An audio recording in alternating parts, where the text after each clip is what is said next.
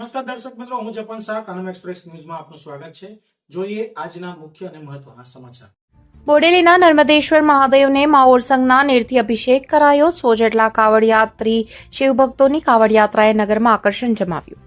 બોડેલીના નર્મદેશ્વર મહાદેવને છેલ્લા 3 વર્ષથી શ્રાવણ માસ દરમિયાન નજીકમાંથી પસાર થતી માઓર સંઘના નીરથી અભિષેક કરાવવામાં આવે છે।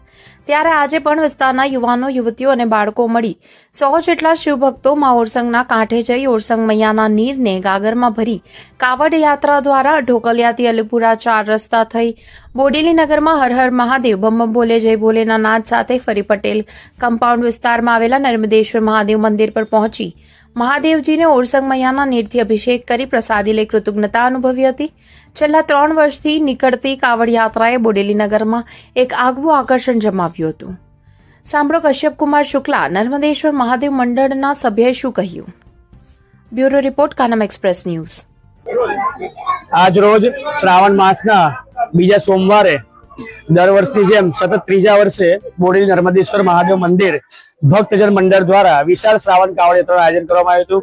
સમગ્ર છોટાઉદેપુર જિલ્લામાં આ એક જ કાવડ યાત્રા એવી હશે કે જે પરંપરાગત પોશાકની અંદર તમે જોઈ શકો એક સરખા ગણવેશમાં જોવા મળે છે શિવ ભક્તો, તેમજ ડીજેના નાલ સાથે તાલ સાથે આ કાવડ યાત્રીઓ ઓરસંગ નદીનું પવિત્ર જળ ભરીને દેવાદેવ મહાદેવનો આજે જળાભિષેક કરશે।